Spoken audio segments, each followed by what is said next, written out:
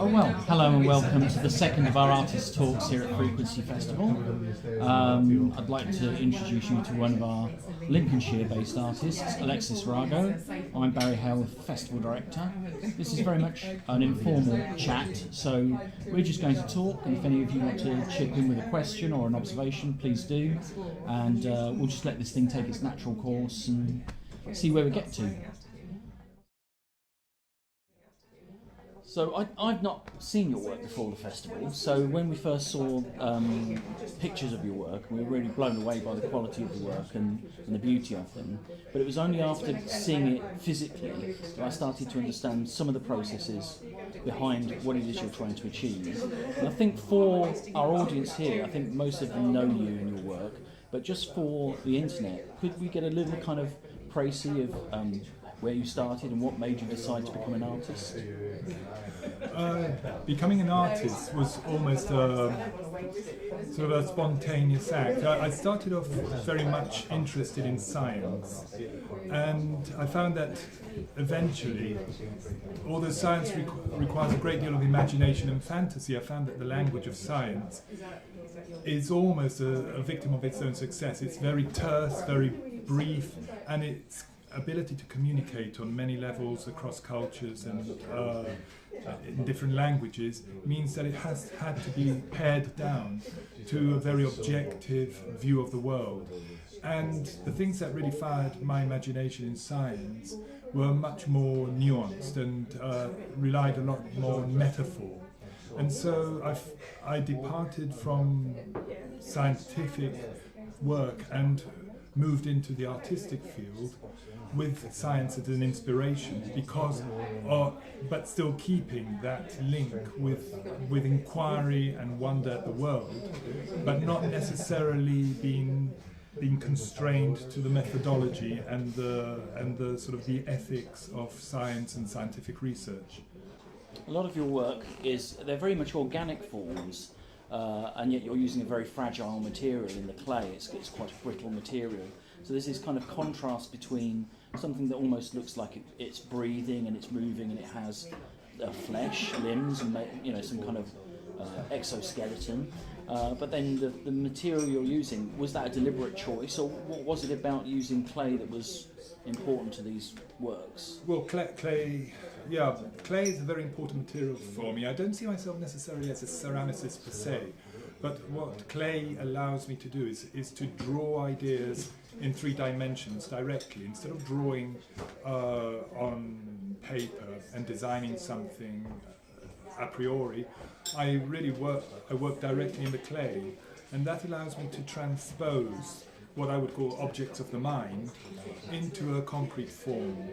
So clay plays that function. Its plasticity is very important. Another element is that tension between what's infinitely permanent, really, the clay, which is like a stone.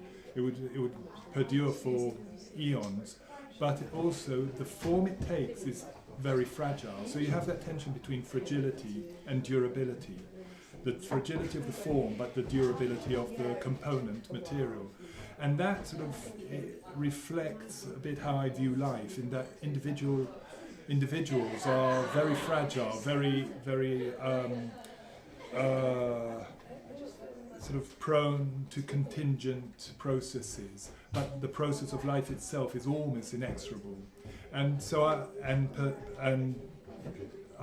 everlasting, at least as long as the conditions are there to permit it, and so I have that tension. Another thing is that clay references human manufacture, direct humanity.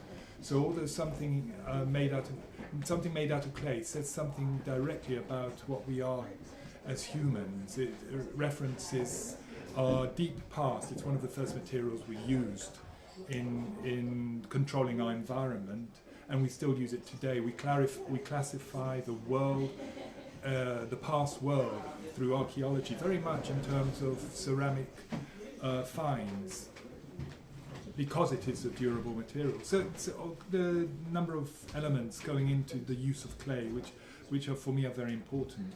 We were talking earlier about the digital, and it might surprise some people to see clay sculptures in a digital culture festival, and I want to come back to that and talk about that in a little bit. But after talking to you about your work a few days ago and going to see it again, I went first to Chad Farrer Chapel, where there's one single large sculptural piece, and then I went up to the National Centre for Craft and Design to see the whole floor full of different pieces using that same kind of aesthetic, the sense of these organic structures. And I was talking to Dan, who's working with us as a curatorial intern here, about that, and there was something about the obsessive nature of recreating forms over and over again. It almost talks of trying to communicate something that's incommunicatable. It's almost like it's like every time you create a piece, it's attempting to communicate something, but there must be something driving you to create again. So what's going on in those back processes of your mind? What is it you're trying to dig down for? Yeah, they can seem sometimes rather obsessive, and they're very time-consuming and very involving. And I think the element of the involvement in the making of the work is twofold. One is the process itself is meditative, so it has an element of introversion, but also of emptying the mind while you're doing it, to the point where you allow new influences, new thoughts to come in while working, which is important in the process itself for a number of reasons. And this meditative process also is akin to almost an act of, I wouldn't say of faith, but it has a kingship to prayer. It has a kingship to the elements which go to make up practices in religions, in faiths, and I find that process interesting, because it sort of bridges a gap between what is normally seen as a secular activity and other faith-based practices, which unifies things. And it brings me to the idea that, one of the ideas I have is that before the Enlightenment and the fragmentation of knowledge, you had people would think of the world as one. They wouldn't separate faith from science, from life itself. And I think nowadays we're living in a very interesting time, because there are a lot of people attempting to find this holistic union of what have become disparate areas of thought. And the practice I do, I think, sort of joins in that movement of finding the meta sort of overarching processes, overarching principles that really can be found throughout areas of human activity and beyond, but have become seen as separate because of the way they've been studied, but perforce. I see that holistic approach in the way that you talk about creating the work and incorporating the sounds of making the work into the piece. So now we can touch upon the digital, because alongside the sculptural work itself is a soundscape, which I understand is drawn from some of the sounds of actually creating the piece and the templates for the piece. So we've got, when you come into the chapel at Chad Farrer, or when you go to NCCD, what you see are sculptural forms made of clay, but you're surrounded by sounds coming from mystery speakers, from MP3 players, and I'm sure you must be using digital recording techniques to capture those sounds and then to manipulate them. So the sound itself, you talked to me before about the sculptural pieces containing sound, but they also now emit sound.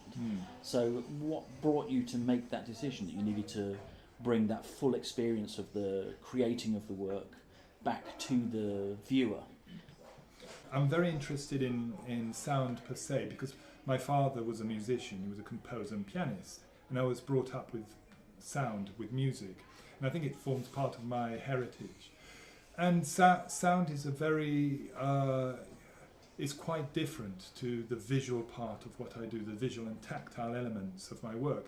And the thing about it is that historically I found it very interesting that there is an uneasy tension, an uneasy sort of narrative between solid sculpture, what I would call statuary, and sound music.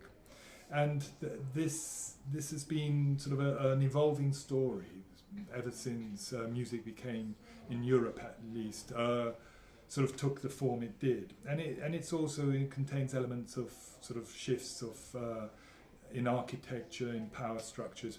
But essentially, I wanted to see if I could combine sound with sculpture so they became consonant with one another.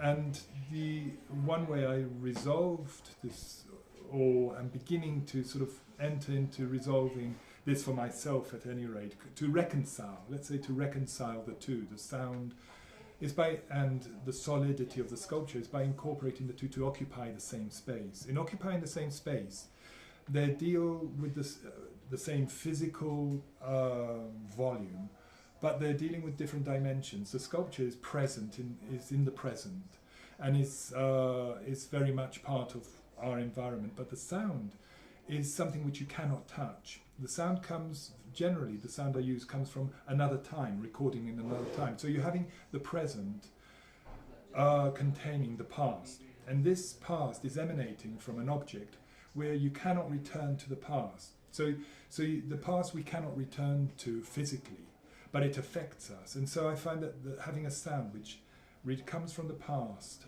and affects, but we cannot actually enter into the source of that sound, for me is sort of an evocative metaphor for how we deal with the changes in dimension in the world.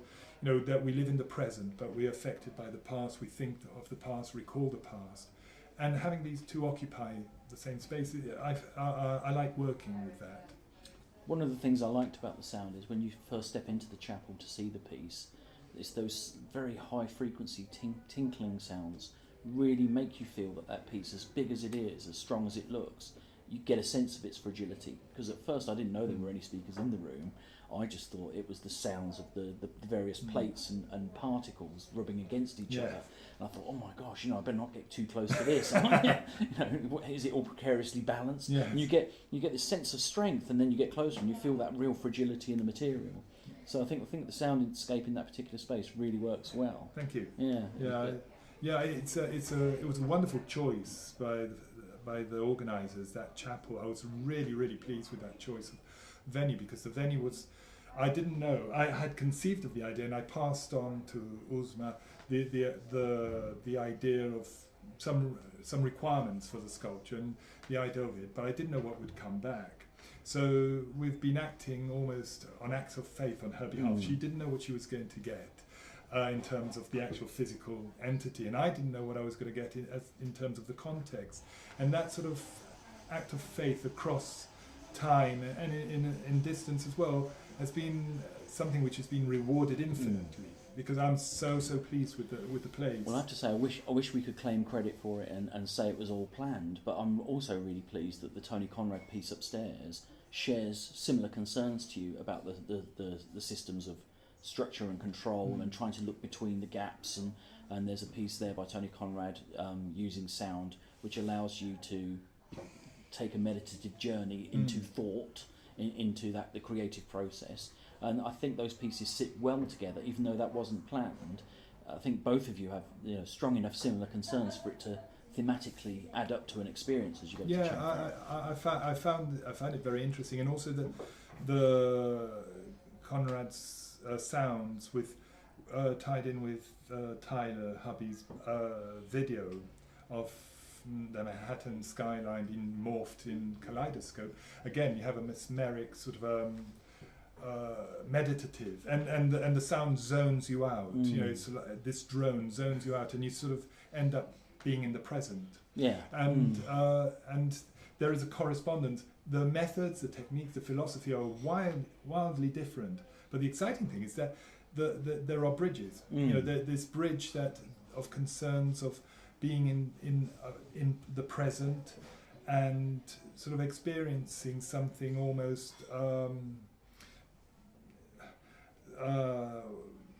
without the rational coming in necessarily, although there's a great deal of rational behind the work that I do. It ends up being almost like it's an expression rather than an exposition of something. I'm glad you said the word rational, because last time we chatted, you used a word I'd not come across before about that subconscious thought that goes on when you're a creative artist. And we were talking about the rational nature of the way you approach science and its logical constraints, but you used another word. It wasn't irrational. Yeah. It was. Was it inductive? Inductive thought. Yeah, that's it. Inductive No, thought. I love that term, inductive thought, because so many things which are new come out of inductive thought.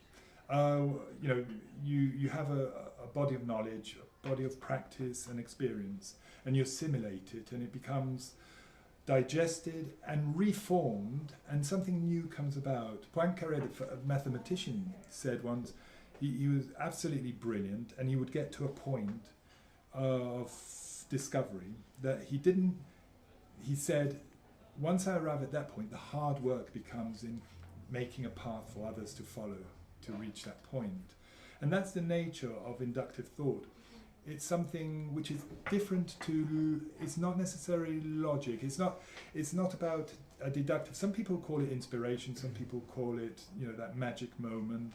Or a leap of faith. Yeah, a leap of faith. Yeah. I like to think of it as something which has been allowed to develop over time through a body of knowledge and experience. And those two things, experience and knowledge, are integral in having that sort of inspirational moment, that eureka moment. And I think science shares that with art. Art does require a great deal of practice and skill and time for it to be nurtured, for something new to come out.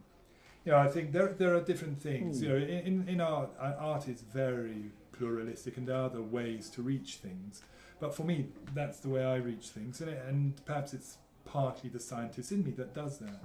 The nature of being an artist is very schizophrenic in the respect that you spend a lot of time working on your own inside your studio, meditating, creating, but then you've got to engage with the world. So how do you make that jump from one side of your personality to the other to get the work out there? It's difficult. I think for the past few years I've been living a bit of a monastic life, and really about 7 years ago, I had been working in lots of different mediums, and I'd come to a point where I thought there's something here which can be unified, but I didn't know quite how different elements related to one another. So I basically reduced everything to a ground zero and said, right, I must start with the most simple element I know. And I started with a ball of clay, an amorphous, inert piece of material which can be shaped into a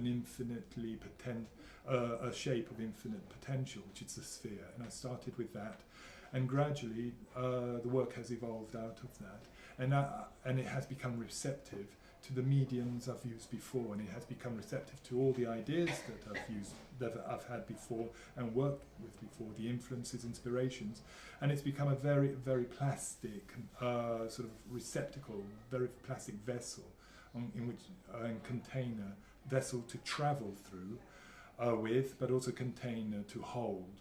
So so the work I do, I see as a vessel and a container. There's that interesting sort of duality of meaning between vessel and container. So yeah.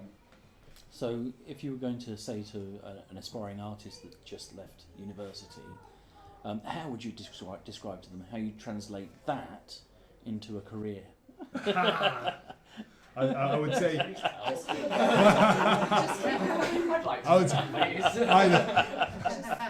either do it or don't. I would say be prepared to give up everything to do it, and be prepared to wait many years to get somewhere, and be prepared for no one to take any notice for a very long time, and be prepared to be on your own, and be prepared also to have a sense of purpose and a sense of thought, sort of deep thought in what you do, and it takes a long time. Some people are luckier than others and get there quicker. Some people get there quick and fall down. Some people take a lifetime. Some people don't get there at all. It's very, very difficult to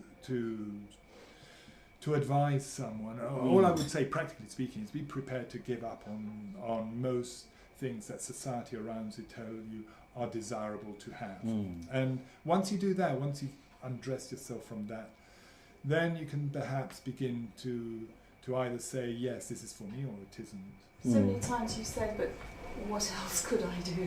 Yeah. I mean, that's a very easy thought to live with. Yeah. Certainly I that's was the at case. a VIP party and I was talking to Michelle Walsh, and she said you have the first stage of people that say I'm going to be an artist, and they all become accountants. But then you have this little one left over, and then they all go to the next stage, and then half that will drop off, and they all become accountants. And it's those people right at the end that were stubborn enough to just say, do you know what? No. And I'm trying to cling on to that. I haven't done 3 years of media at uni to just go. Yeah, you get to a point where you've done lots of things, you know, and you've made do with lots of little jobs and freelance this, freelance that, and eventually you get to the point where the world has moved on and you can't go back to those things. And at that point you have to really immerse yourself, right? And it's really the last man standing, I would say. I have another question for you, because here we are in Lincoln for the Frequency Festival, the second there is, and we wanted to have a presence of international artists and Lincolnshire-based artists, and luckily for us, you're both. What brought you here? Well, really, I used to, Janet and myself, she's a painter and she's an artist too, so she understands exactly what's going on.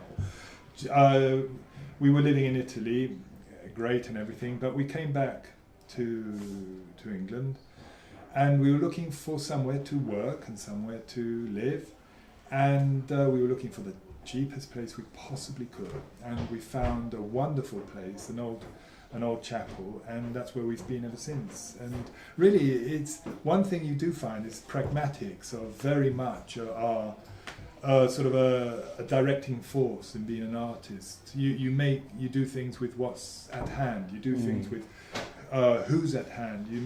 You are influenced by the surroundings, by your surroundings, by your experiences. So really, it's very difficult to. You have to be open. You know, when you're young, you're full of hubris, and you think, "Oh, I must do this, and this is what's going to happen, and I'll force everyone to think this."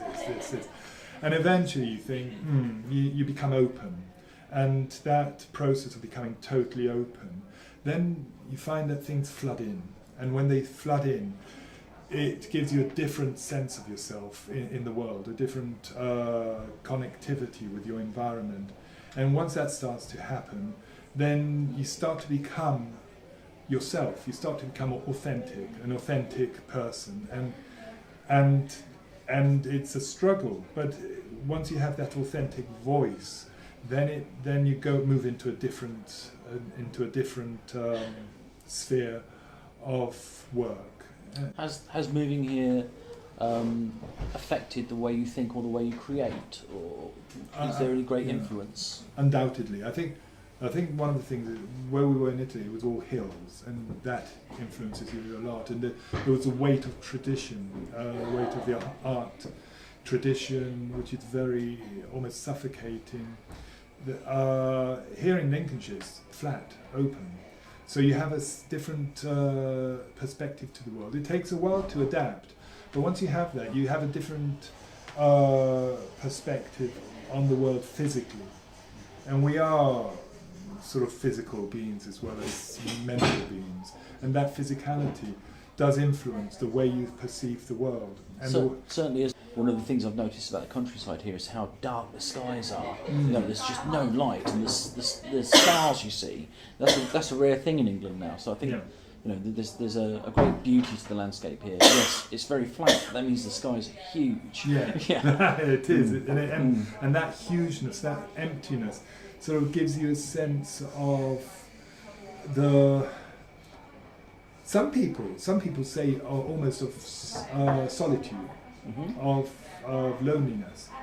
And although we don't live in a wilderness, obviously, it's not a wilderness, it's a very, very tightly controlled arable landscape. it still has that sense which is quite different to the urban sense, and that means that you have to look to yourself for your own solidity in the world. It means that you rely more on an existential reconciliation with the world, on a sort of yourself in terms of the world around you, rather than as part of a sort of a hive. And that transition between the constant transition between the urban and the rural is one which is full of contrasts and full of contradictions, which really sort of underlies one of the basic ideas that have risen in the past, 150 years, of the individual and the collective. You have the individual and the individual's needs, desires and wants, and the collective's purpose and drive and requirements, and that is an sort of a consistent story ever since time began of the individual and the collective, and that's part of what the work I do is about. So what's next for you? Obviously your exhibition at NCCD goes on till January, is that correct? No, it goes on till middle of November. November, okay. And then it starts touring nationally. It goes to Farnham, to the University of Creative Arts, and then it's going to 2021 Visual Arts Centre. And then the tour organisers are looking at other venues, and really the venue, different contexts, different spaces, different views, and spreading the possibilities of how the work can sit in different situations. So maybe you could give the guys that might be watching this on the internet your website details or a contact of some sort. alexisrago.com, and if you look at that, when the website's been updated, you can see all the things I've been up to recently, and also there's an email contact on there. I was wondering the place of maybe the sacred in what you do. I mean, obviously the first time I don't even know the work you're exhibiting in the chapel, and when you enter the space, there's this kind of magnificent feeling of the sacred, because it's in chapel, but also the shape and the way you play with time, because even though you explained that the sculpture is the present and the sound is the past, I interpreted it maybe also as being the sound being the present, performative at the moment, and the sculpture maybe as something that has passed, represents the future, but also stays after all, and is in a sacred space, which is not time-based, which is not like the everyday time, which is some kind of cycle. And since you talked about unification, a bit of the place of faith, religions, science, all of this, I was just wondering if you talk about maybe the sacred place of. Well, I love your sort of take on it. I think it's like so many interesting things, turning things on their heads. It sort of explains at a deeper level what's going on, and I would agree that if you look at one as the present and the sound as the present and the object as something in a different time, then that's a delicious way of looking at it. I love it. And the sacred, the actual form. The sounds are three layered in this particular piece. There's the making of the object, then there's the destruction of a replica of the object around it, and that's in one layer. And then finally in the other layer, there are sounds generated by my voice, which were generated in another church, and they sort of permeate the atmosphere around. And really the sacred element in the form of the sculpture lies in sort of almost subliminal expression of things, of influences, which come from different cultures, sacred art, and different times, archaeology. One of the things that I'm looking at is that the object is sort of referencing almost the deep past, sort of fossil record, archaeological past, which is a human historical past, but also almost taking like the future and looking at the future as though it's been looked from a deep future, a different civilization, a different sort of life form, creating icons of belief, and looking at an archaeology way into the future, in the present, which hasn't yet happened. So, and the forms it takes are sort of forms which are reminiscent of liturgical, ritualistic objects, but also they have a sort of an element of reaching out. I remember you saying there, a beautiful way of looking at it, sort of reaching up. You know, the arms and the discs are reaching up, the head part, the upper part is reaching up. And that sort of gives it a sense of looking up. And in that particular chapel, the ceiling is very, very high. So everything is reaching up and the ceiling is very high. That's always something that sort of takes you beyond our ken. In fact, if you look at the Gothic cathedrals, they were all about creating this forest-like idea, looking up so high that it takes you to the heavens. You talked about breaking a replica of the piece, and all those pieces are scattered around the base of it. So there's also that sense that this is a form in transition that's shed old skin, and so it's refreshed or renewed or resurrected. So the chapel again has that. There's a religious aspect to that. Yes, I think I hadn't really worked with that idea so much, but obviously I've had influence, and a number of people have pointed it out, and I've been really sort of excited with that element of it, because it means it confirms an idea that I had the other day, that it's, although we're dealing here with destruction and creation, at the same time it's a positive image. I feel that it's sort of an image of which deals with sort of sometimes edgy ideas, but at the same time seems to have a positive impact, and that really pleases me. But then, you know, a lot of, I think, yeah. Well, in that respect, it's one of the things that excites me about a lot of the art that we're showing is there's room for the imagination. There's room for the individual to bring their own meaning to it.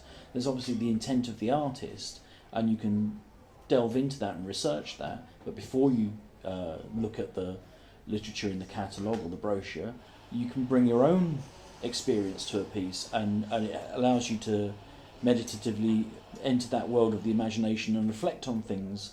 So it's not, a lot of the work we're showing, and particularly yours, it's not necessarily to understand it to go and engage with it.